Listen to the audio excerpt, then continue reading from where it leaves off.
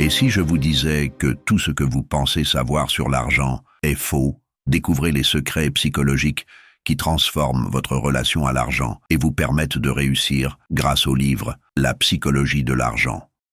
Dans « La psychologie de l'argent », Morgan Housel nous plonge dans les idées complexes de notre relation avec l'argent. Avec une maîtrise impressionnante, l'auteur explore les aspects psychologiques de nos décisions financières, révélant comment nos émotions, nos expériences passées et même notre biologie façonnent nos comportements monétaires. À travers une série d'anecdotes perspicaces et d'études de cas, l'auteur démontre de manière convaincante les factures qui nous éloignent souvent de la rationalité financière.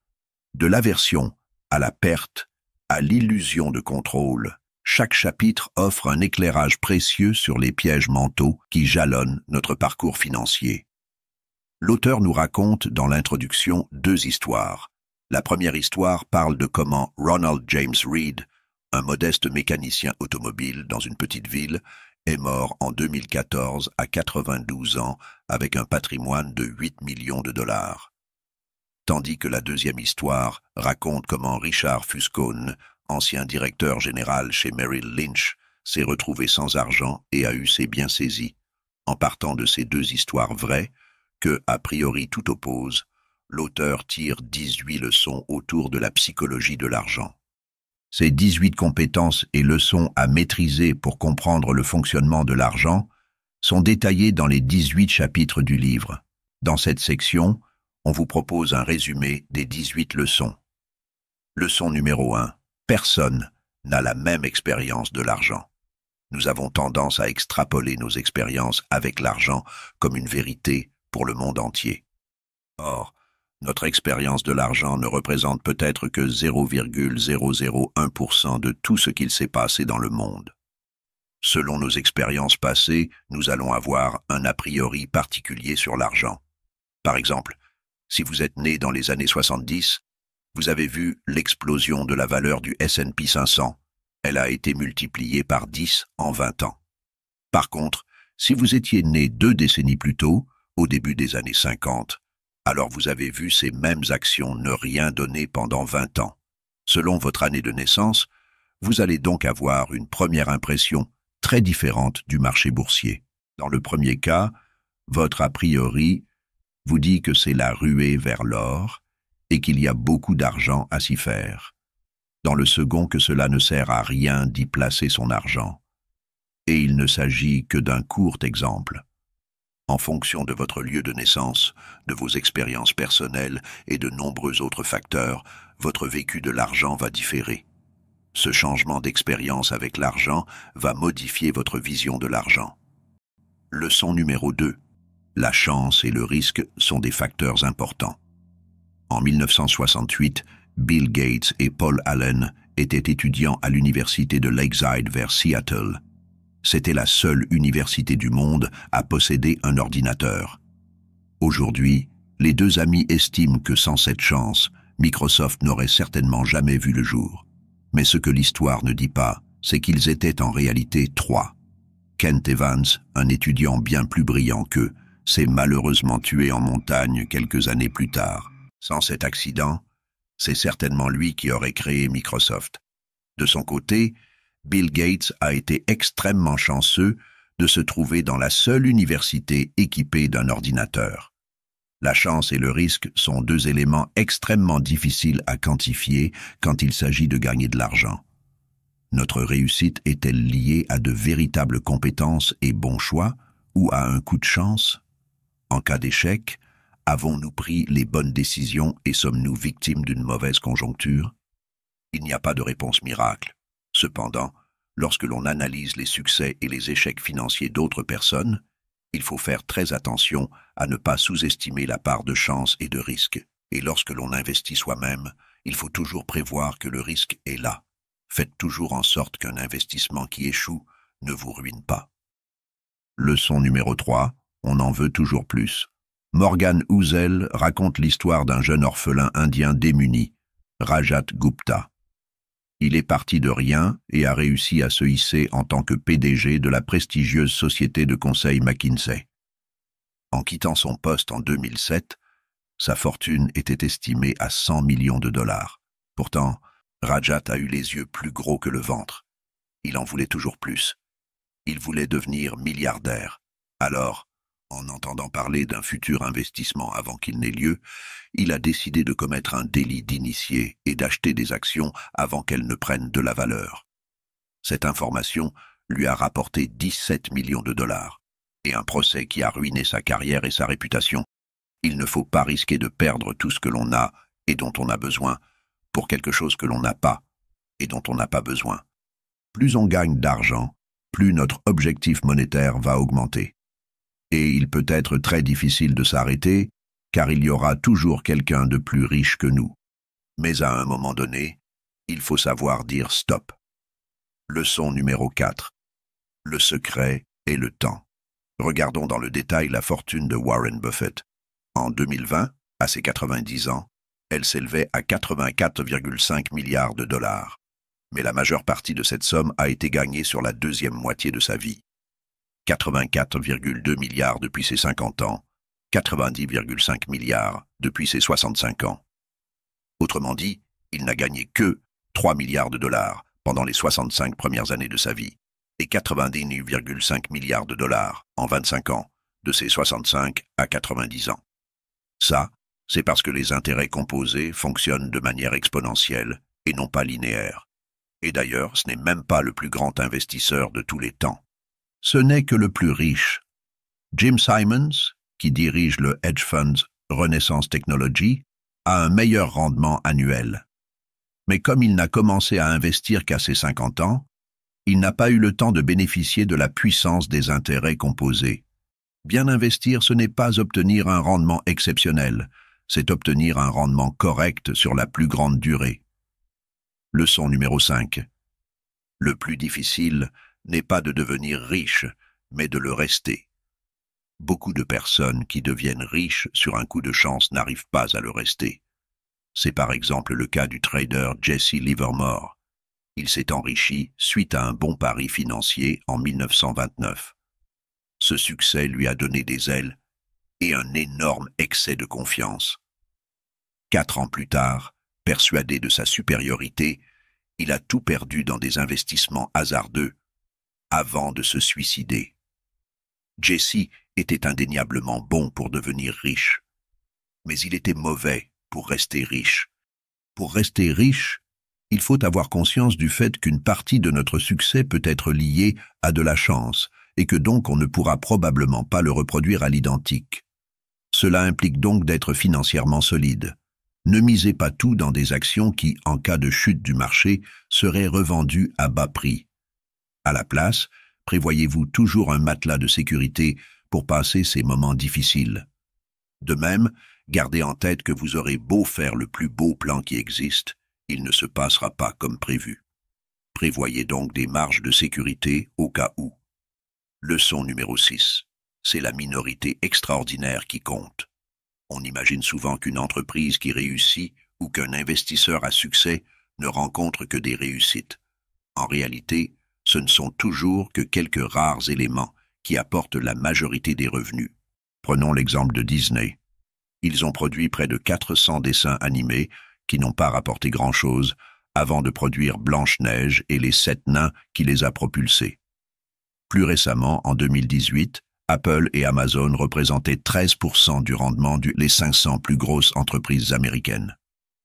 Warren Buffett a détenu entre 400 et 500 actions dans sa vie. Mais ce sont seulement 10 d'entre elles qui sont responsables du succès qu'on lui connaît aujourd'hui. En business, certaines idées sont très rentables, alors que d'autres le sont beaucoup moins. Nous pouvons devenir riches en ayant raison à peine 50% du temps. Ce qui compte, c'est de savoir combien nous gagnons lorsque nous avons raison et combien nous perdons lorsque nous avons tort. Leçon numéro 7.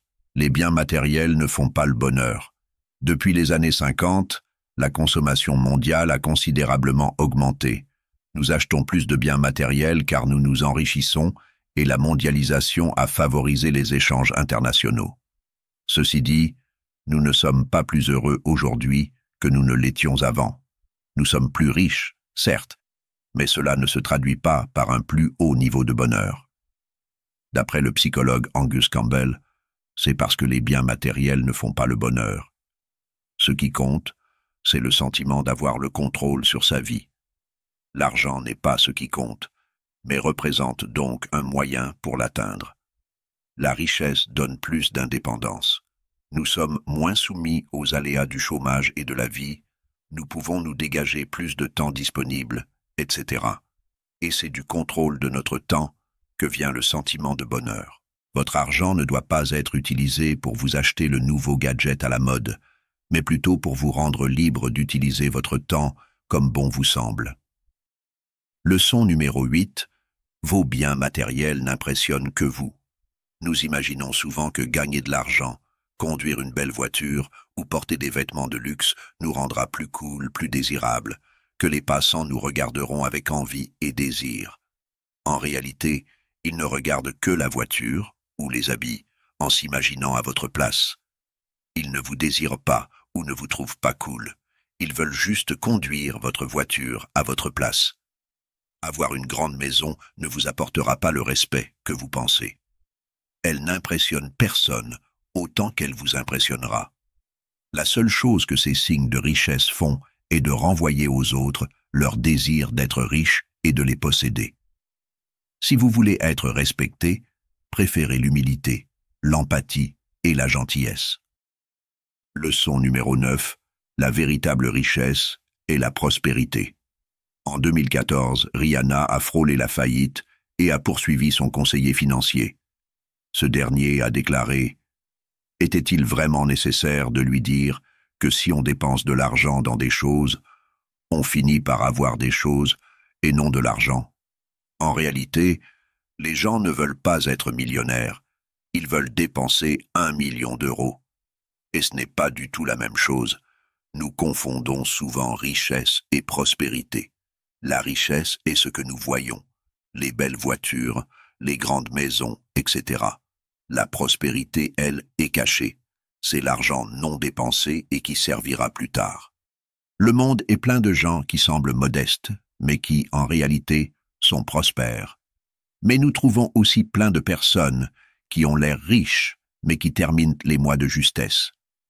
Il ne faut pas confondre richesse et prospérité. La prospérité peut induire la richesse, mais la réciproque n'est pas vraie. Leçon numéro 10. Économisez toujours plus. Nous contrôlons généralement peu, voire pas du tout, les futurs rendements de nos investissements. Par contre, nous contrôlons totalement le montant que nous épargnons chaque mois. Vous pouvez travailler à réduire vos charges fixes et certaines dépenses pour choisir d'épargner plus. Une fois que vous vous êtes assuré de couvrir vos besoins vitaux et un certain niveau de vie, vos seules dépenses servent à flatter votre ego. Si vos désirs sont en baisse et que vous faites moins attention à ce que les autres vont penser de vous, alors vous pouvez augmenter votre taux d'épargne. En réalité, l'épargne relève plus de la psychologie que de la finance.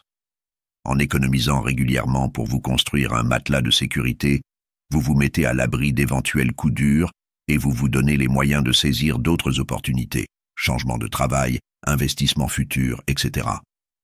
Finalement, votre richesse future ou votre liberté financière ne se mesure pas au montant que vous touchez en début de mois, mais à celui qu'il vous reste à la fin du mois. C'est ce qui a fait la fortune de Robert Kiyosaki en réussissant à sortir de la rat race. Leçon numéro 11. Ne soyez pas trop rationnel. Ici, Morgan Housel différencie le fait d'être rationnel, donc de prendre des décisions uniquement basées sur la raison de manière froide et raisonnable, prendre des décisions raisonnées qui peuvent diverger parfois d'une décision rationnelle.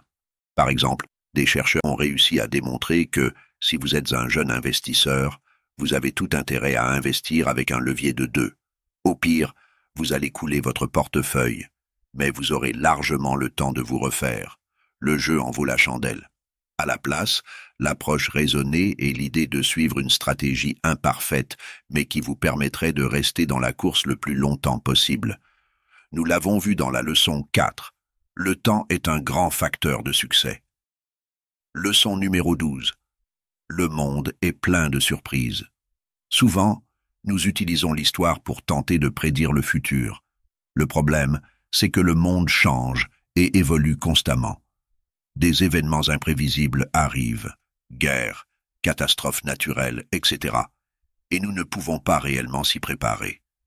Certaines choses qui étaient vraies avant ne le sont plus actuellement. L'histoire est utile pour comprendre certains éléments qui vont rester inchangés pendant un moment, comme le comportement des citoyens avec l'argent. En revanche, elle ne sert à rien pour étudier des questions spécifiques actuelles, comme les récessions, les tendances, etc.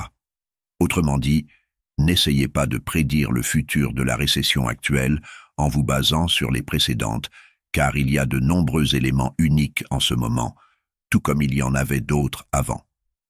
Par contre, vous pouvez les utiliser pour vous faire une idée de comment vont réagir les populations. Leçon numéro 13. Faites-vous un matelas de sécurité. Partez d'un principe simple, votre plan ne se passera pas comme prévu.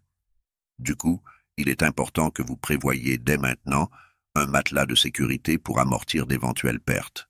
Vous pouvez utiliser les chiffres du passé pour avoir une idée de ce que vous pouvez attendre comme rendement, mais gardez en tête que rien ne garantit que ces chiffres reviennent.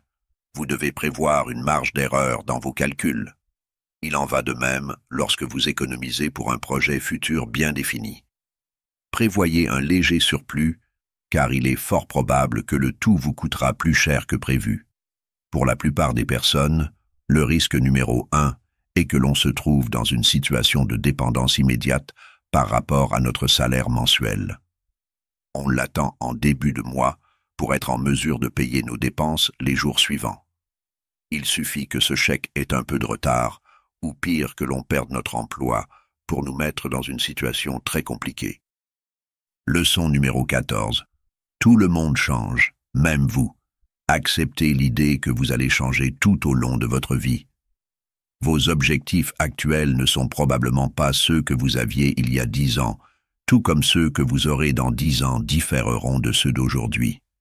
Ainsi, lorsque vous prenez un engagement financier sur du long terme, gardez toujours en tête que les sacrifices que vous êtes prêts à faire aujourd'hui seront peut-être difficilement supportables demain. Vos envies vont changer, vos besoins vont changer. Évitez de tomber dans les extrêmes. Par exemple, ne vous acharnez pas dans un travail qui gagne beaucoup, mais qui vous prive des personnes qui vous sont chères. Ou à l'inverse, ne vous dites pas que vous allez partir et profiter de la vie, quitte à gagner peu ou être en difficulté financière. La voie la plus sage se situe généralement au milieu. Leçon numéro 15. Certains prix sont invisibles.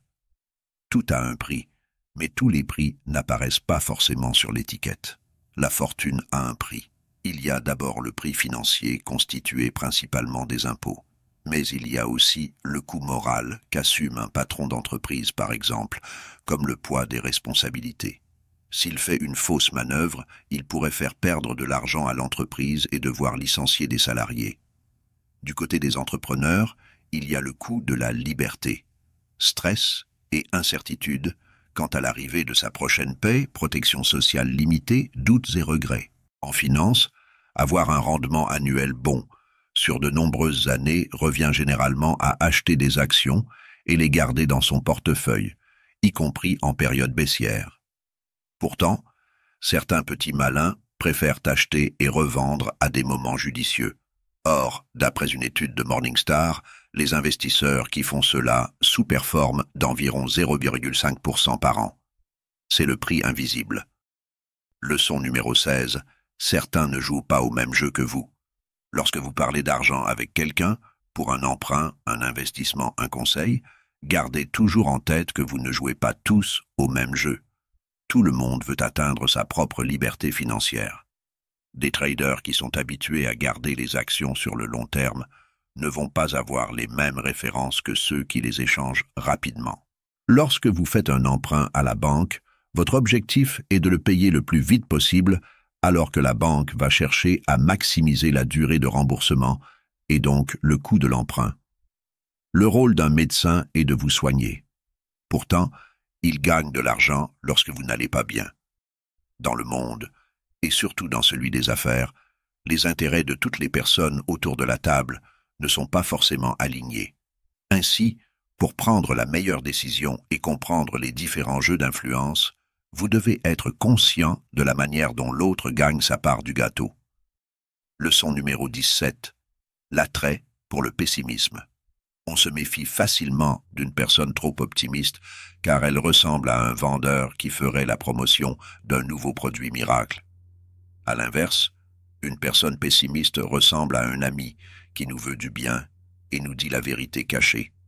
L'être humain accorde plus d'importance aux choses négatives et pessimistes. Ainsi, la plupart des médias mettent l'accent sur ce qui ne va pas dans le monde et cherchent avant tout à provoquer l'émotion pour capter les spectateurs. Les réseaux sociaux mettent en avant les problèmes fréquents de notre monde. Malgré tout, ne tombez pas dans le piège du pessimisme.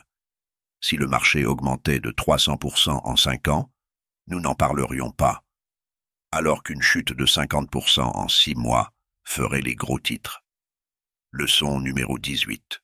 On se fabrique sa propre réalité. Lorsque nous avons envie que quelque chose soit vrai, nous trouvons tous les moyens de s'en persuader. Le moindre indice normalement flou va devenir une preuve irréfutable que nous avons raison. En réalité, nous avons une vision incomplète du monde. Pour combler les trous, nous formons des récits qui viennent lier entre eux différents éléments que tout oppose. Nous avons besoin de contrôle, et il est très difficile d'accepter qu'une partie de ce qu'il se passe sur Terre nous échappe. Par exemple, un fondateur de start-up pourrait imaginer que la viabilité de son entreprise sur le long terme va dépendre à 90% du travail qu'il fournit. En réalité, il surestime son impact et sous-estime les éléments extérieurs, conjoncture économique, concurrents ou financement. L'argent est un domaine incertain. Conclusion. Ce livre ne se contente pas de mettre en lumière les pièges de la pensée financière. Il propose également des pistes pratiques pour surmonter ces obstacles et prendre des décisions plus éclairées. En cultivant une conscience de nos propres tendances et en adoptant des stratégies basées sur la patience et la réflexion, nous pouvons transformer notre rapport à l'argent pour le mieux. Que vous soyez un investisseur chevronné ou un novice en quête de sagesse financière, la psychologie de l'argent offre un précieux ensemble d'outils et de perspectives pour naviguer dans le monde complexe des finances personnelles. C'est un livre qui incite à la réflexion, à l'introspection et à l'action, offrant un chemin vers une relation plus équilibrée et plus satisfaisante avec l'argent.